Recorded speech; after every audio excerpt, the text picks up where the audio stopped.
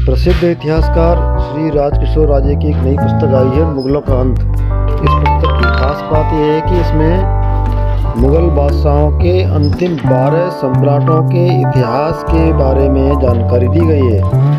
और मुझे ताज्जुब है, इन 12 सम्राटों के बारे में आम लोगों को कोई जानकारी नहीं है। इतिहास लेखकों ने भी बहुत कम जानकारी दी है। जानते हैं आपके लिए मुगलों का अंत क्या कहना है, इस पुस्तक में क्या दिखाया आपने?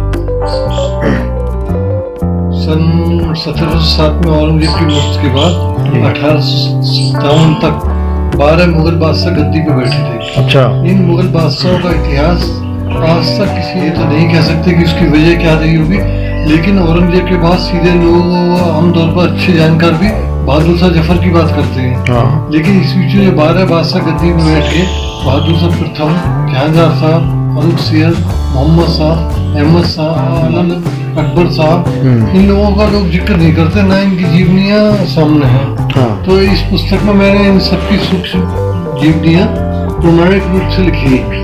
इसमें रोचक तथ्य क्या है? इसमें रोचक तथ्य ये है कि जिसके बारे में आदमी कल्पना भी नहीं कर सकता कि औरंगजेब के बाद मुगल बादशाहों की स्थिति ये थी कि जब उनके प्रभावशाली मनसबदार आना चाहते थे तो राजकुमार गद्दी पे बैठने के लिए तैयार नहीं होते थे। अच्छा। क्योंकि उन्हें मालूम होता था कि साल 6 महीने बाद उनको कत्ल कर दिया जाएगा।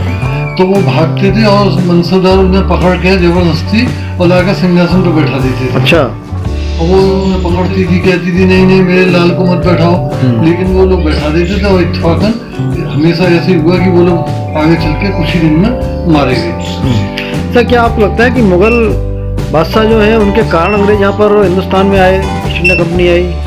उनके कारण तो नहीं आई, लेकिन मुगल सत्ता के कमजोर पड़ने के कारण अंग्रेज भारत में प्रभावी हुई। या तो औरंगजेब अपने लड़कों को सत्ता का अनुभव हासिल करने का मौका देता और मुगल सत्ता लंबे समय तक चलती तो अंग्रेज भारत में नहीं आ सकते थे। लेकिन लास्ट दिनों में मुगल सत्ता इतनी कमजोर हो गई थी कि कोई भी आता था बादशाह पर थूकता था और आगे चले जाता था, बादशाह सिंहासन में बैठा होता था। आपने अपनी पुस्तक में वो कारण तलाशा है क्या? ऐसा क्यों हुआ? बादशाह इतने कमजोर कैसे हो गए? इसलिए हुए तो उनमें साहस का अभाव रहा। औरंगजेब के बाद जितने भी मुगल बादशाह गद्दी में बैठे उनमें साहस का अभाव था, उनमें नैतिकता समाप्त हो गई थी। अच्छा। तैमूरी रक्त का उबाल उनमें नहीं था और वो अपने मनसबदारों के षड्यंत्रों के शिकार हो गई है। और शुरू में औरंगजेब के बाद जो है 3 बादशाह जब गद्दी पे बैठे तब तो उनमें आपस में संघर्ष हुआ गद्दी के लिए, लेकिन उनकी जब इतनी दुर्गति हुई तो उसके बाद में और बादशाह गद्दी पे बैठने के लिए तैयार नहीं थे, उनको गद्दी पे बैठाया गया था। अच्छा। जैसे रफीउज्जात, शाहजहां तृतीय, आलमगीर द्वितीय, ये थे। आलमगीर द्वितीय के समय में ये स्थिति थी कि उसकी बेटी को खाना तक नहीं मिल पाता था, 2-2, 3-3 दिन वो किले की तरफ किले से बाजार की तरफ भागती थी खाना मांगने के लिए और किले के दरवाजे बंद रखी होती रहती थी। इस स्थिति के बादशाह हुए। उसके बाद एक गुलाम कादिर हुआ जिसने जो है शाह आलम बादशाह की भरे दरबार में सबके सामने आंखें फोड़ दी, आंखें निकाल ली और उसकी छाती पे बैठ कर शाही दरबार चित्रकार से कहा कि मेरा चित्र बनाओ। इसके बाद उसके हरम में उसने अत्याचार किए जिनको भी सहज शब्दों में वर्णन नहीं किया जा सकता। उसके बाद जो गद्दी पे बैठा था शहजादा अकबर, उसको उसने शराब पिलाई, मारा, पीटा, उसे नाचने के लिए कहा, उसको भद्दी भद्दी गालियाँ दी। इस तरह से इन लोगों का आखिरी 12 बादशाहों का जीवन बहुत दयनीय रहा। तो जो जिन्होंने मुगल काल के बारे में लिखा है उन इतिहासकारों ने इसमें विस्तार से वर्णन नहीं दिया क्या इन मुगलों के बादशाहों के बारे में?